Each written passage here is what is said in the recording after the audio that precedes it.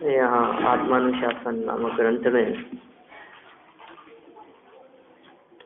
अपनी चर्चा चल रही थी मोह रूपी अग्नि के संदर्भ में।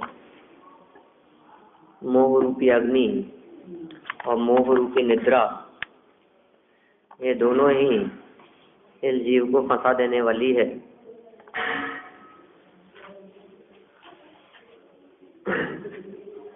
इसके वश होते हुए ये जीव अपार दुख पाता है। मोह रूपी निद्रा में सोता हुआ यमराज के शब्दों को नहीं सुनता। आज ये मर गए, कल वो मर गए, इस तरह की बातें सुनाई तो देती है, लेकिन उस और ध्यान नहीं देता। ये बड़े आश्चर्य की बात है कि अपना अकल्याण करने वाली मोह निद्रा का ये त्याग नहीं कर रहा।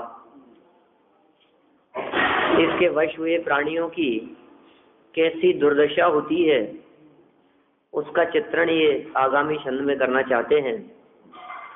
यह जीव मोह रूपी निद्रा के वश में होकर दुखमय असार संसार को ही चाहता है।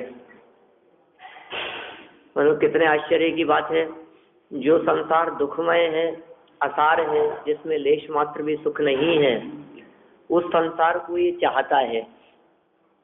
इसे संसार से छूटना अच्छा नहीं लगता, इसे संसार से छूटने की बात अच्छी नहीं लगती। धर्मात्मा होना तो चाहता है, लेकिन एक लिमिट तक, बस, इससे ज्यादा नहीं।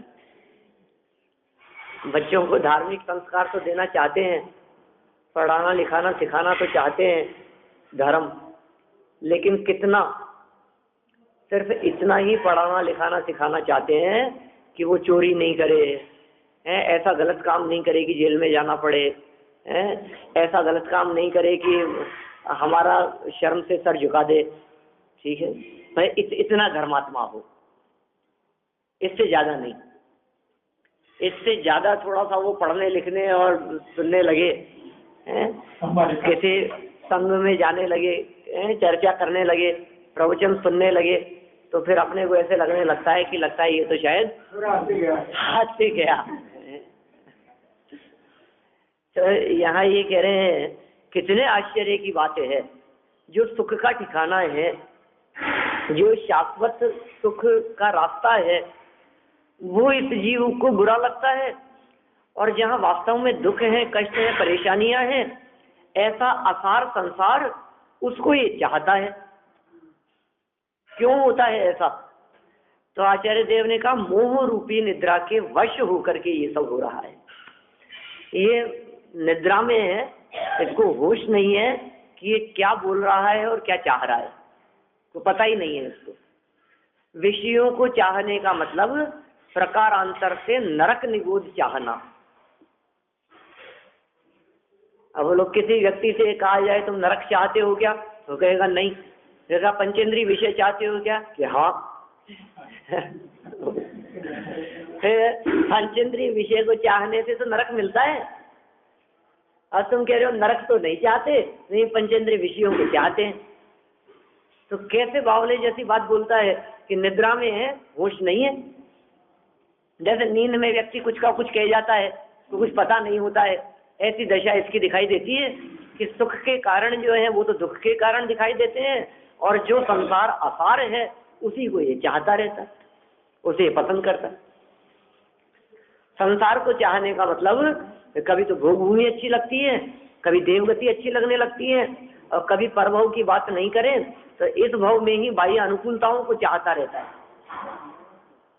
आगे के भव के बारे में तो विचार ही नहीं करता। जो वर्तमान में दिखाई देता है वो ही सब ठीक ठाक रहे अपना। अजी साहब कितनी सी जिंदगी है, अपने तो बस ये शांति से निकल जाए, कितनी सी जिंदगी और ये शांति से निकल जाए, बस, और कुछ नहीं। अब हमारी कितनी की जिंदगी बची है, 10-5 साल की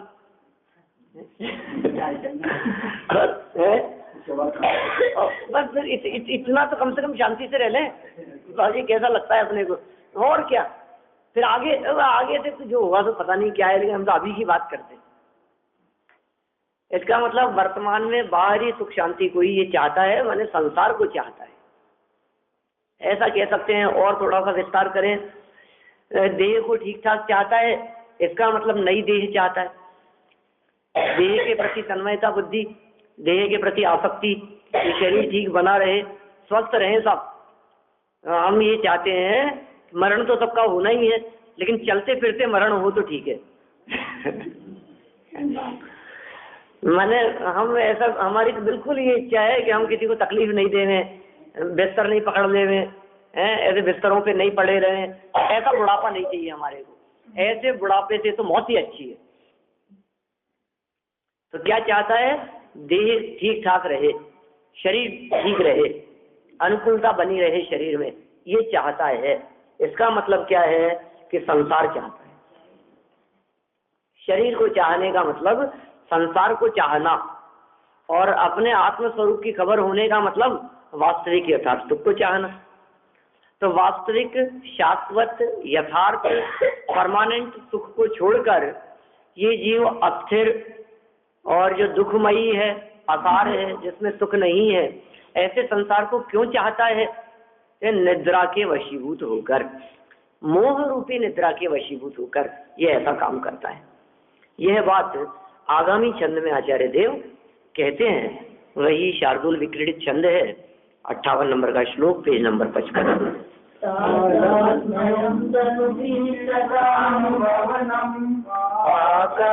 दुष्कर्मणो व्यापारः समयं प्रति प्रकृतिभिः गाढं स्वयं वन्दनं निद्रा विश्रमणं व्रते प्रतिभयं शश्वन्मृतेश्च ध्रुवं जन्मिन जन्मनि ते तथापि रमते तत्रैव चित्रं महत्। पाप धन दुख में भोगे धरता है तन से संपन्न, पल पल में व्यापार करे जिससे हो कर्म प्रगति का मन। ये जारी विश्राम मृत्यु निश्चित है, फिर भी भय करता अतिआश्रय गिरी है सारी तू, ऐसे जग में ही रमता। सदा पाप फल दुखमय भोगता है और फिर भी धरता है तन से ही संबंध, फिर भी शरीर से ही संबंध रखता है। जिस शरीर से संबंध रखने के कारण मैंने बहुत कर्म भोगे, जिस शरीर से संबंध रखने के कारण मैंने अनेक प्रकार की यातनाएं, भूख प्यास की वेदनाएं, सर्दी गर्मी के दुख, शारीरिक वेदनाएं, अनेक प्रकार की पीड़ाएं सहन की। किस वजह से सहन की? शरीर से संबंध रखने के कारण। जिनका शरीर से संबंध नहीं है वे महामुनिराज दुख नहीं पाते, कष्ट नहीं पाते। क्यों नहीं पाते? क्योंकि शरीर से संबंध ही नहीं है हमारा। अब शरीर की अवस्था कैसी भी हो रही हो, शरीर को ठंड लग रही हो, लग रही होगी, पड़ोसी है हमारा, हमें तो ठंड लगती ही नहीं है। क्यों? क्योंकि पवन हमारे को छूती ही नहीं है। अस्पर्श स्वभावी हूँ मैं, अरस अरूपी अस्पर्शी, स्पर्श से कुछ भी संबंध नहीं। जब मैं अस्पर्शी हूँ तो ठंडी हवाएं मुझे स्पर्श कैसे करेगी? जब ठंडी हवाएं मुझे स्पर्श नहीं करती तो मुझे ठंड कैसे लगेगी? ऐसा विचार करते हैं ज्ञानी धर्मात्मा पुरुष। तो जो सदा ही तन से संबंध रखता है, शरीर से संबंध रखता है, जिसका संबंध शरीर के साथ में है, जिसका संबंध तन के साथ में है, जिसने तन से अपनापन किया, देखो जिसका जिसके साथ में अपनापन होता है उसकी तकलीफ में ये तकलीफ मानता है। अभी पड़ोसी की कितनी भी तकलीफ हो रही हो, अपने को तकलीफ नहीं है, ठीक है, लेकिन अपने परिवारजनों में जिनसे जितना अनुराग है उनके थोड़ी सी भी तकलीफ होती है हम दुखी होते हैं। क्यों? उनसे जिससे जितना संबंध है, डिपेंड करता है आपके रिलेशन कैसे हैं। जिससे जितने ज्यादा रिलेशन होते हैं, समझ लीजिए आपके कोई खास व्यक्ति अस्पताल में भर्ती है तो हो सकता है आप दिन में 3 बार चक्कर लगाएं, हो सकता है थोड़ा सा कम है संबंध तो रोजाना चक्कर लगाएं, हो सकता है और कम है तो 2-4 दिन में एक बार, और कम है तो अस्पताल में 2 महीने भर्ती रहे, एक बार तो मिल ही आए अपन भी, ठीक है। मतलब आप कितने पर, जिससे जितना संबंध है, ठीक है ना। अब ये संबंध की बात कर रहे हैं, कितना संबंध है आपका, तन के साथ में कितना संबंध है, शरीर के साथ में कितना संबंध है, तो ये कह रहे हैं जितना ज्यादा संबंध रखेगा। अब शरीर में हो गया फ्रैक्चर, अब शरीर में हो रही है तकलीफ, शरीर को लग रही है ठंड, तो फिर ये दुखी होता है। क्या कह रहे हैं आचार्य, सदा पाप फल दुखमय भोगे। पेज नंबर 55 पर 58 नंबर का श्लोक है, मूल पंक्तियां पढ़ रहे हैं अपन, हिंदी पद्यानुवाद। सदा पाप फल, हमेशा ही, सदा मतलब तो हमेशा, दुखमय फलों को भोगा है, पाप के फलों को भोगा है।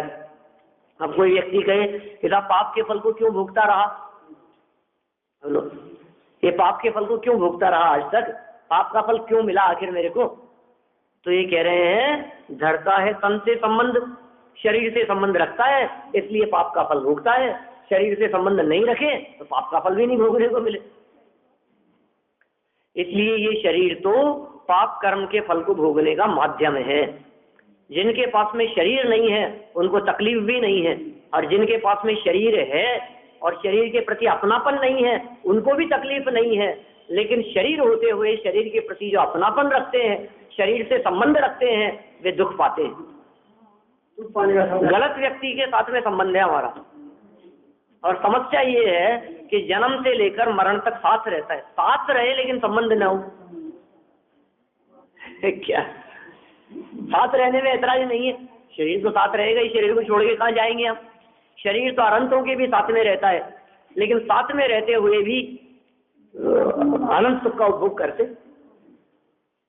परम औदारिक शरीर है, तन साथ में है, शरीर साथ में है, लेकिन शरीर साथ में होते हुए भी संबंध नहीं है, लक्ष्य नहीं है शरीर की तरफ। शरीर की मौजूदगी में भी शरीर से लक्ष्य हटाकर जो अपने स्वभाव का लक्ष्य करते हैं वे जीव आनंदित होते हैं, प्रसन्न रहते हैं। तो दुखमय फलों को क्यों भोगता रहा, तन से संबंध रखकर, और पल पल वह व्यापार करे जिससे हो कर्म प्रकृति का बंध। साहब आप कुछ बिजनेस करते हैं क्या? नहीं हम तो सर्विस करते हैं, अपने कोई बिजनेस का काम नहीं। ये कह रहे हैं तुम्हारा पल पल बिजनेस चलता है, हर क्षण बिजनेस चलता है। बिजनेसमैन तो बिजनेस करते ही हैं, सर्विस क्लास भी बिजनेस ही करते हैं। मेरा कोई बिजनेस यदि कर रहे हैं तो बिजनेस के अंदर नफा नुकसान होता है कि नहीं, कि क्यों नहीं होता है? बिजनेस करेगा तो नफा नुकसान कैसे नहीं होगा? कि कुछ आता है और कुछ जाता है, कि हाँ क्यों नहीं आता जाता है? कि कुछ कमाई किया नहीं बिजनेस करके, कि क्यों नहीं की है? कर्म प्रकृति का बंध। खूब कर्म प्रकृतियां कमाई है हमने, खूब इकट्ठी की है, कारवां लग रहा है, आत्म प्रदेशों के साथ में बंधी है, निरंतर बंध रही है। पल पल वह व्यापार करे। कौन सा व्यापार करता है? कि जिससे कर्म प्रकृति का बंध हो, ऐसा व्यापार करता है। काम तो ऐसा किया जाना चाहिए था जिसके माध्यम से कर्म प्रकृति का बंध न हुए, कर्म का बंधन न हुए। ये कार्य किया जाना चाहिए था, यह कार्य ये जीव कर सकता था, ऐसी योग्यता और पात्रता इसमें है। तथापि निरंतर वही कार्य किया करता है मोह निद्रा के वशीभूत होकर, जिनसे कर्म प्रकृतियों का बंध होता रहे। और ये व्यापार दिन रात चलता है। कि कैसे चलता है? कि शुभाशुभ भावों से चलता है। मन वचन काय के माध्यम से दरवाजे खुले रहते हैं। किसके लिए? ग्राहकों के लिए। कभी भी आ जाए था, हम तो शटर डाउन करते ही नहीं। क्या हमारे दरवाजे ग्राहकों के लिए हमेशा खुले हैं, 24 घंटे खुले हैं। तो मानस वाणी और काया से आश्रम का द्वार खुला रहता। क्या दिन रात शुभाशुभ भावों से मेरा व्यापार चला करता, मानस वाणी और काया से आश्रम का द्वार खुला रहता। देवशब्द गुरु पूजन की पंक्तियां हैं, जयमाला की पंक्तियां, हाँ जुगल जी साहब की पंक्तियां हैं। दिन रात शुभाशुभ भावों से, कैसे करते हो आप? आखिर व्यापार कैसे करते हो? सर्विस पर बैठे बैठे भी, अपनी सीट पर बैठे बैठे भी व्यापार करते हो आप? घर में बैठे बैठे भी व्यापार करते हो, और सोते सोते भी और खाते खाते भी। कैसा व्यापार है? 24 घंटे चलता रहता है कि हाँ हाँ शुभाशुभ भावों से चलता है भैया। ये व्यापार चलता कैसे है? दिन रात शुभाशुभ भावों से मेरा व्यापार चला करता, और मानस वाणी और काया से आश्रम का द्वार खुला रहता। क्या होता है उससे कि शुभ और अशुभ की ज्वालाएं हाथ लगती है, बिजनेस करने वालों को चैन नहीं मिलता। क्या? हाँ समझ लो आप, मतलब जो व्यक्ति बिजनेस करता है, जो बिजनेस और सर्विस में इतना फर्क है कि सर्विस 8 घंटे और बिजनेस 24 घंटे। क्या स्वरूप ही ऐसा ही, क्या करें? तो उससे क्या होता है? शुभ और अशुभ की ज्वाला से झुलता है मेरा अंतस्थल, अंतरंग निरंतर झुलस रहा है शुभ और अशुभ की ज्वालाओं से। और ये शुभ और अशुभ की ज्वालाओं के लिए पिछले श्लोक में अपन ने देखा था कि पिछले श्लोक में मोह रूपी अग्नि शब्द का प्रयोग किया था, जिसमें जीव निरंतर जलता रहता है। जगत की जो अग्नि है वो तो कभी जलती है और कभी बुझती है, लेकिन मोहाग्नि ऐसी अग्नि है जो 24 घंटे ही अंदर में जलती रहती है, निरंतर जलती रहती है। तो उस ज्वालाओं से अंतस्थल निरंतर झुलस रहा है। ये कह रहे हैं पल पल व्यापार करे, हर क्षण व्यापार करे, जिससे हो कर्म प्रकृति का बंध। व्यापार भी कैसा करता है? ये खोटा बिजनेस इसने पकड़ लिया है। बहुत तरह के बिजनेस होते हैं, इसने कैसा बिजनेस कर रखा है कि जिस बिजनेस से इसको तो लग रहा है कमाई हो रही है, आ रहे हैं ना मन वचन काय से, आश्रव हो रहा है, कर्म आ रहे हैं, अरे साहब और आते जा रहे हैं, आते। अरे तुझे पता नहीं है ये जो आ रहे हैं ये जब फटेंगे ना तो कितना नुकसान होगा। इनका जब फल मिलेगा तो मालूम चलेगा कि हो ये तो जो आए थे वो सब के सब नुकसान में थे, माल ही खराब था। ये तो गड़बड़ चीज आ गई हमारे पास में, गलत चीज आ गई हमारे पास में।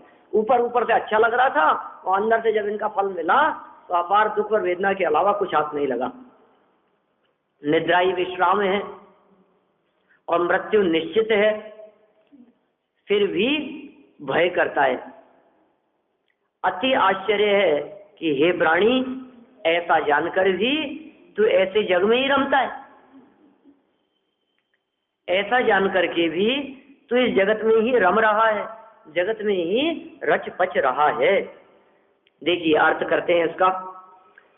निरंतर जन्म मरण धारण करने वाले हे संसारी जीव, क्या कह रहे हैं? निरंतर जन्म मरण करने वाले हे संसारी जीव, इस संसार में वास्तव में अनेक दुख हैं, तो भी तू इस संसार में ही अनुराग करता है। हम ये बात कोई झूठी बात नहीं कहते। इस संसार के दुख तेरे को अनुभव में नहीं आते क्या? सब प्रैक्टिकल है, सब प्रैक्टिकल है, सब बात ख्याल में आ रही है हमारे को। हम अनुभव कर रहे हैं, हम भोग रहे हैं, हम खेत खिन्न हो रहे हैं, दुखी हो रहे हैं हम प्रकट वर्तमान में। ये कह रहे हैं फिर भी ऐसे दुखों को भोगता हुआ भी, अनेक प्रकार के दुखों को महसूस करता हुआ भी, चाहूं गति दुख जीव भरे हैं, परिवर्तन पंच करे हैं, सब विधि संसार असारा, यहाँ में सुख नाही लगारा। सब प्रकार से ये संसार असार है, इसमें लेश मात्र भी सुख नहीं है। ऐसा अनुभव करता हुआ, ऐसा देखता हुआ, ऐसा प्रकट दुखों को भोगता हुआ भी तू इस संसार में ही अनुराग करता है। ये बड़े आश्चर्य की बात है। हमें आश्चर्य होता है कि तू तिन्हीं को सेवत गिनत चैन, प्रकट दुख दिखाई दे रहा है, और उसको सेवन करता हुआ चैन मानता है। प्रकट दुख लग रहा है, राग आदिक, कषाय आदिक, स्त्री पुत्रादिक, बच्चे सामने जवाब देते हुए चलते हैं, ये अपने हिसाब से नहीं चलती हुई दिखाई देती हैं, सब भाई भाई झगड़ते हुए दिखाई देते हैं, वो लोग कैसी दशा दिखाई देती है हमारे को, और फिर भी कोई आसार नहीं लगता है। फिर भी तिन्हीं को सेवत गिनत चैन, कि भाई तो अपना ही है, बेटा तो अपना ही है।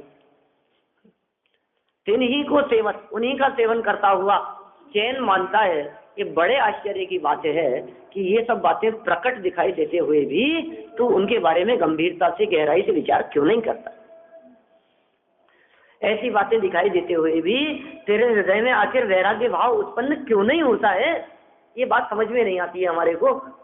आखिर हो क्या गया है तुझे? हमें तो आश्चर्य लगता है, प्रति क्षण जीवन पूरा होता चला जा रहा है, कोई व्यक्ति तेरे दुख को भोगने वाला दिखाई नहीं देता है। ये तेरे अनुकूल नहीं चलते हैं, तेरे प्रतिकूल चलते हुए दिखाई देते हैं, देह तेरे प्रतिकूल चलती हुई दिखाई देती है, तेरे से भिन्न सब कुछ तेरे अगेंस्ट चल रहा है, तेरे कहे गए अनुसार कुछ भी नहीं चल रहा है, और उसके बावजूद तुझे लगता है कि नहीं आखिर है तो अपनी। और कैसे समझाएं? और तो बिस्तर पकड़ लेता है, लोग इंतजार करने लगते हैं कब मरे। फिर ये और सोचते हैं अपने लिए थोड़ी ना, इनको दुखों से मुक्ति मिल जाए। हम थोड़ी ना सोचते हैं अपने बारे में, थोड़ी ना सोचते हैं हम तो कोई बात नहीं और सेवा कर लेंगे, ठीक है, अपने को क्या फर्क पड़ता है। लेकिन सुधर के अब उनकी सुधरी है कि बिगड़ी है, मर करके कहाँ गए हैं, कौन से भाव में गए हैं, कौन सी गति में गए हैं, क्या अवस्था मिली है, क्या पता किसकी सुधरी है किसकी बिगड़ी है और कितनी सुधरी है।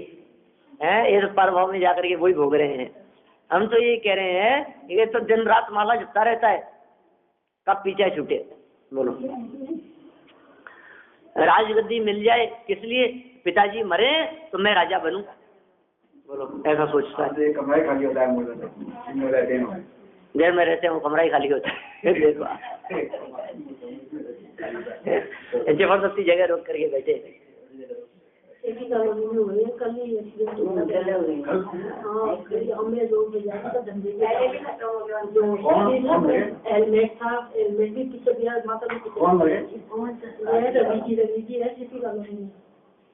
देखो एक दवाई खत्म हो गया, एक दवाई डिप्रेशन में है, मतलब सब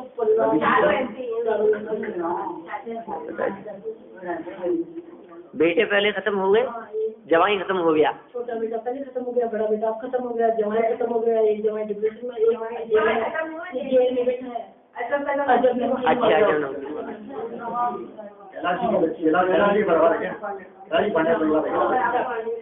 चलो कोई बात नहीं, यहाँ की वालों के रास्ते दुकान है। हाँ हो जाता है। चलिए कोई बात नहीं।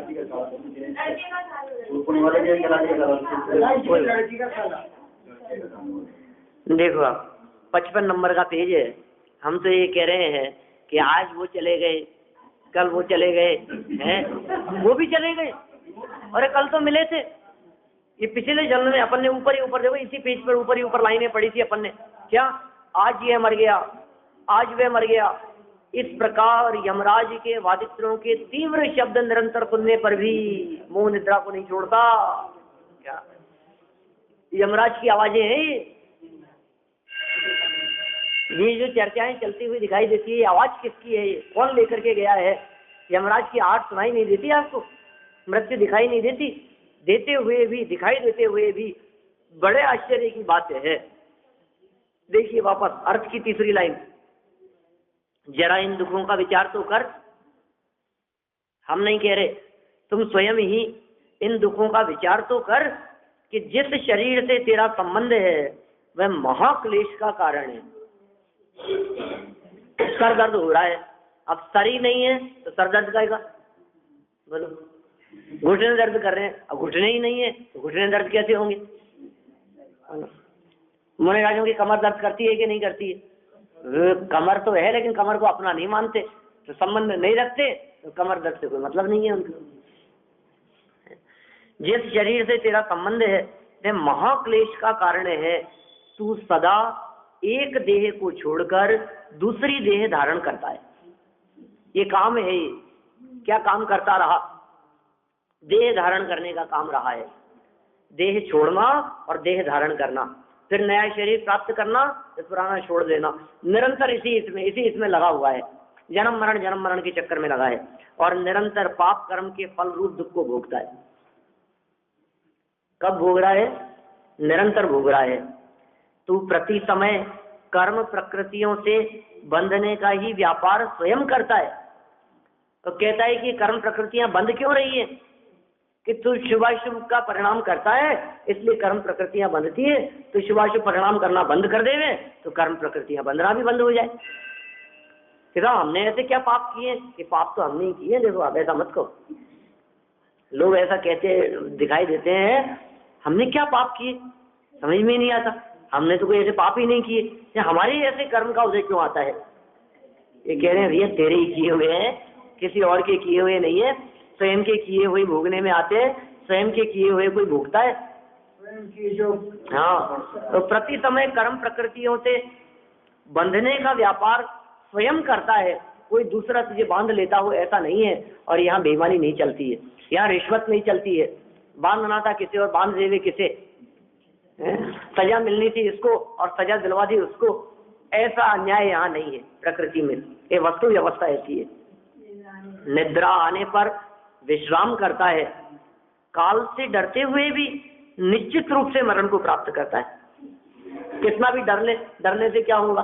मौत तो आएगी आएगी, मरण तो होगा ही। कब किसका हो जाए क्या पता? कि अपना कब होगा? कि अपनी बार जब अपना नंबर आएगा अपन भी चले जाएंगे। तो नंबर आएगा कि नहीं अपना? कि लाइन में तो लग रहे हैं। वो कौन सी लाइन में लग रहे हैं? 10 वर्ष ऐसी कुछ एक बहुत अच्छी बात आई थी, कुछ ध्यान नहीं आया मेरे को। कल परसों अपन ने कुछ ऐसी बात की। हम लाइन में लग रहे हैं, हम भी किस जगह पर लग रहे हैं? कि हर क्षण मौत की लाइन में लगे हुए हैं। मृत्यु नजदीक आ रही है, प्रति क्षण ये काम हो रहा है। पीछे तो कुछ ऐसी भी चर्चा थी, तू पागल हो गया है क्या? तेरा बुढ़ापा आ गया है, फिर भी तो समझता नहीं है, पागल हो गया है, तुझे हो क्या गया है? कैसे शब्द दिए थे? बावला हो गया। देखिए भावार्थ पढ़ते हैं। गोंदू कहा था यहाँ पिछले पेज पर तो मूर्ख। भावार्थ देखिए 55 पेज नीचे भावार्थ। जगत के जीवों का ऐसा स्वभाव है कि वे दुख के कारणों को नहीं चाहते।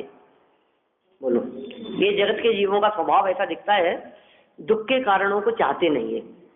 परंतु महादुख के कारण माने निवास स्थान इस संसार सागर में रमण करता है।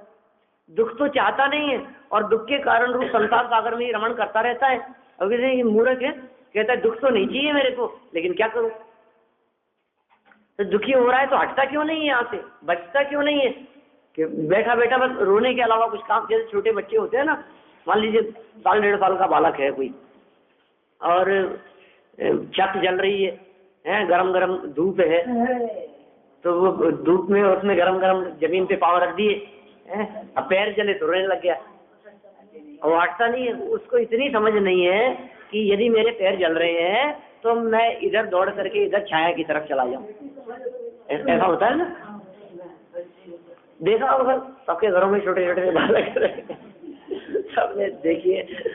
माने देखो तकलीफ भोग रहा है और किस वजह से भोग रहा है ये भी पता है, गर्म लग रहा है, क्या जल रहा है, तो फिर भी बचता क्यों नहीं है? कि फिर भी वहीं खड़ा रहता है, समझ नहीं है। अब ये कह रहे हैं कि संसार तेरे को दुख रूप लग रहा है, संसार कष्ट रूप है, संसार आसार है, इसमें सुख नहीं है, महादुख का कारण है, और फिर भी संसार में रमण करता रहता है। इससे बढ़कर मूर्खता और क्या होगी? बालक से कम नहीं है। बालक से कम नहीं। देखो अब प्रथम तो शरीर धारण करना ही दुख रूप है, तो फिर आप शरीर धारण नहीं करें, ऐसी भटकती आत्माएं वे सुखी है क्या? कि ऐसी कोई आत्मा भटकती ही नहीं है जो शरीर धारण नहीं करे। जिनको शरीर नहीं मिलता वे सब सिद्धात्माएं होती है, सिद्धात्माएं हैं। शुद्ध आत्माएं हैं, और वैसे तो सब आत्माएं भटक ही रही है। हम लोग नहीं भटक रहे हैं क्या? शरीर सहित ही भटक रहे हैं, है ना? सब संसार दशा में भटक ही रहे हैं। प्रथम तो शरीर धारण करना ही दुख रूप है। यद्यपि बहुत लंबा भावार्थ लिखा है। यद्यपि मुक्ति प्राप्त होने में निमित्त होने से जो सर्वोत्कृष्ट है, ऐसा मनुष्य शरीर भी पिता के वीर्य और माता के रुधिर से उत्पन्न होता है। यद्यपि कहकर के ये बात थोड़ी सी इन्होंने संभाली है। ये कहा है कि यद्यपि ये बात ठीक है कि ये जो मनुष्य शरीर है, ये मनुष्य शरीर भी अपवित्रता से ही उत्पन्न हुआ है, तो भी इस मनुष्य शरीर से मुक्ति की प्राप्ति हो सकती है। मुक्ति प्राप्ति में निमित्त बनता है ये मनुष्य शरीर। यहीं से सर्वोत्कृष्ट मुक्ति की प्राप्ति हो सकती है, और मुक्ति प्राप्ति में सर्वोत्कृष्ट निमित्त है मनुष्य शरीर। एकांत है ही। मनुष्य गति के जीव ही मुक्ति की प्राप्ति कर सकते हैं, अन्य किसी गति के नहीं। तीनों गति के नहीं कर सकते। सम्यक एकांत है, ये सम्यक एकांत है। अपने यहाँ एकांत भी है। लोग कहें साहब आप एकांत को मानते हो क्या? आप एकांतवादी हो क्या अनेकांतवादी हो? साहब हम अनेकांतवादी तो हैं, लेकिन हमारे यहाँ अनेकांत में एकांत भी शामिल है। सम्यक एकांत है। बहुत सी बातें ऐसी होती है 6 महीने 8 समय में 608 जीव ही मोक्ष जाएंगे। सम्यक एकांत साहब इससे कम ज्यादा नहीं कि बिल्कुल नहीं। साहब बिल्कुल एक ही बात है, यहाँ बिल्कुल एक ही बात है। एकांत है, बिल्कुल एकांत है। संबंध में मुनि बने बिना मोक्ष की प्राप्ति नहीं होती, बिल्कुल एकांत है। कोई तरफ जीव स्थावर लोक में नहीं जाता, बिल्कुल नहीं जाता, ये एकांत है। कोई लोक का पदार्थ आलोक में नहीं जाता, क्यों नहीं जाता? ये स्वरूप ही ऐसा ही है कि सब कदाचित चले जाए, कदाचित नहीं जाए, बिल्कुल एकांत ही है। इसमें कोई अनेकांत नहीं चलेगा। और बिल्कुल ऐसे स्वतंत्र बात के जीव कभी पुद्गल नहीं होता, पुद्गल कभी जीव नहीं होता। ये जितने सिद्धांत हैं, एक द्रव्य दूसरे द्रव्य का कर्ता धर्ता नहीं है कि नहीं साहब कथनचित तो कर्ता कह दो और कथनचित अकर्ता कह दो, कि नहीं नहीं बिल्कुल सिद्धांत है, नियम है। ये सब एकांत बातें हैं, जो एकांत है और सम्यक एकांत है, नियम रूप बातें हैं। हजारों बातें मिल जाएगी आपको, ठीक है? ऐसी और तलाशना खूब मिलेंगी इस तरह की बातें। देखिए 56 नंबर पेज। नहीं नहीं नहीं है, वो भी कह सकते हैं। सूर्य पूरब से निकलता है, जिस दिशा से सूर्य उगता है उसे पूरब कहते हैं। दिशा को पूरब कहते हैं।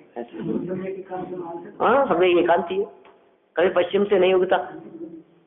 कितना भी आप भली भाषा में कह दो आज सूरज पश्चिम से उगा है क्या?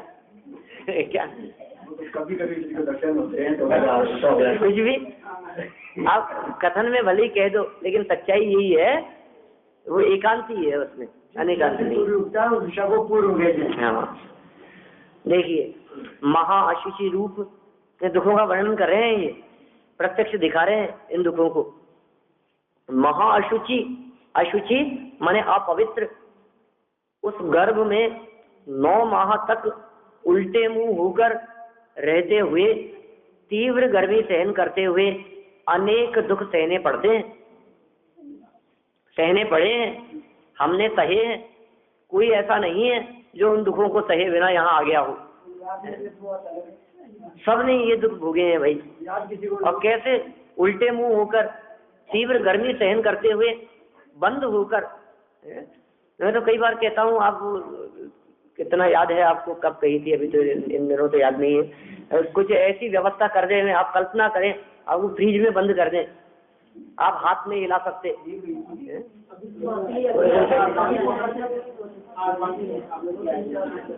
2-4 महीने पहले आई होगी कोई बात।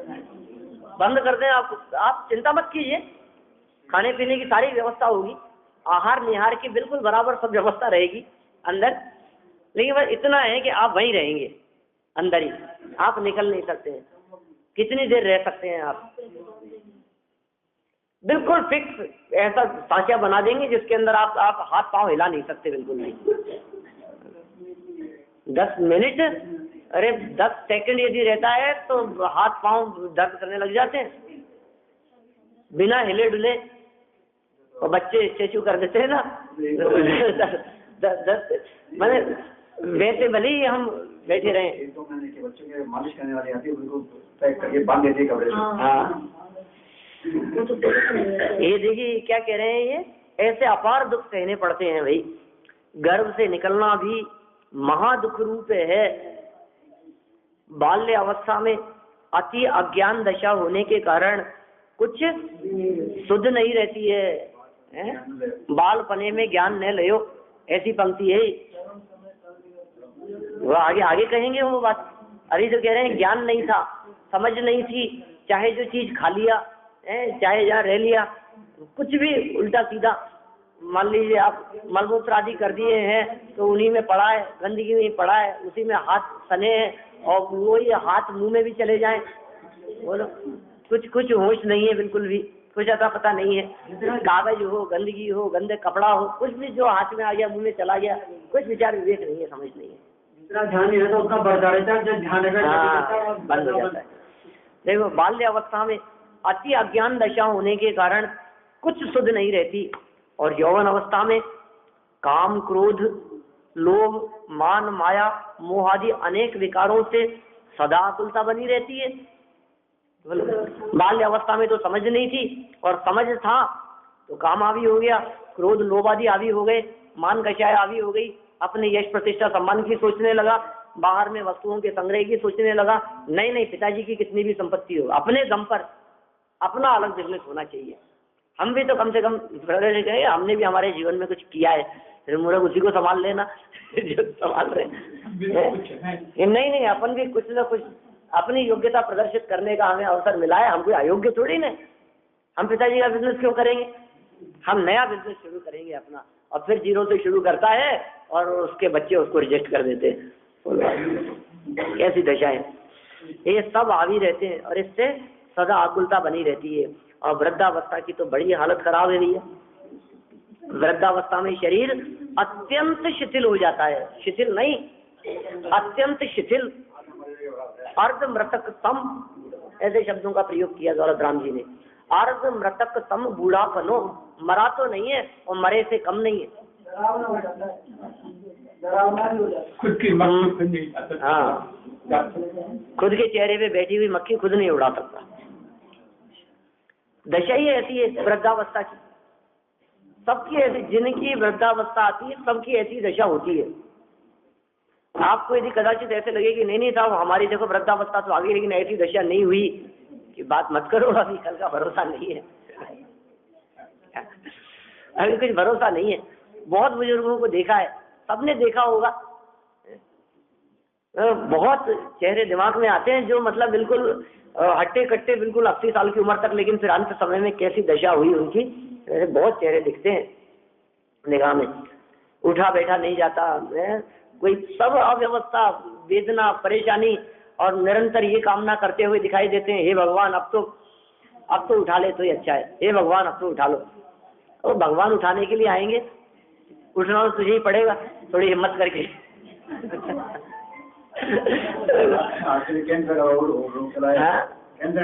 सही बात है, चलते रहते हैं। वृद्धावस्था और शरीर की दशा ऐसी, मतलब तन रोगों की खान है, शरीर में रोग निरंतर बने रहते हैं।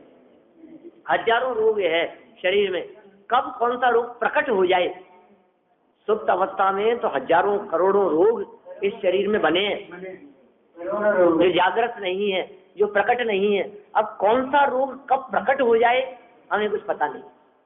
तो इस तरह से ये 3 बातें कही, यहाँ बाल्यावस्था की बात कर दी, यौवन अवस्था की बात कर दी, और वृद्धावस्था के अंदर भी शरीर की शिथिलता की बात कही है। इस प्रकार मनुष्य गति के अपार दुखों की बात कही। इसी संसार दशा में देव गति के, त्रियंच गति के और नरक गति के भी अनेक प्रकार के दुख हैं, जिनकी चर्चा नीचे के पैराग्राफ में की है। अब इस चर्चा को कल आगे बढ़ाएंगे। अपना समय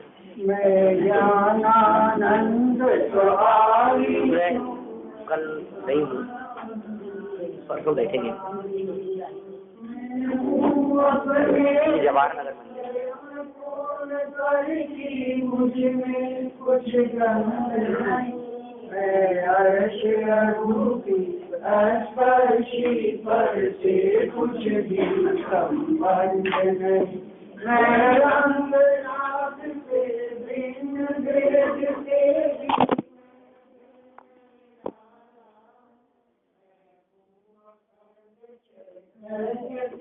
निज रस में रमने वाला, मैं ही मेरा करता धरता, मुझ में पर का कुछ काम नहीं, मैं मुझ में रहने वाला, पर में मेरा विश्राम नहीं।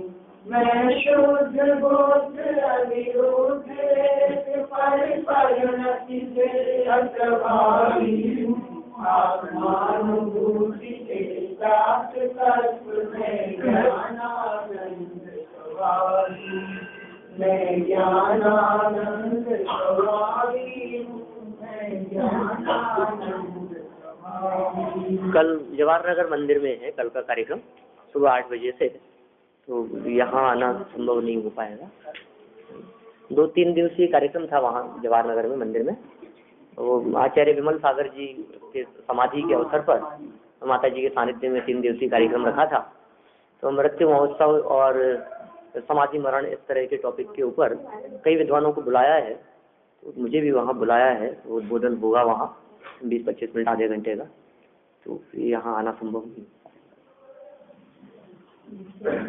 नाश देखूं ज्ञान के प्रकाश देखूं, बाबा परिभाष देखूं, भानुषी बखानी है चंद्र विचान देखूं, बंधवी दीवान देखूं, कपर विचान देखूं, बल में समाई है अनुभवदाय देखूं, जीव के जताय देखूं, काहू न जताय देखूं, भव्य हुए रानी है समाचार देखूं, पार के उतार देखूं, सुख विस्तार देखूं, ऐसी जिन्हें मानी है जिनवानी के श्री अद्भुत परमान, अनालय कृति करे दे माता मैया, ये जिनवानी भारती तो जबूद में जो तेरा शना करे तो पावे तुझे, जवानी के ध्यान से तुझे लोकालो, सुवानी मत नमूसरावे नमू।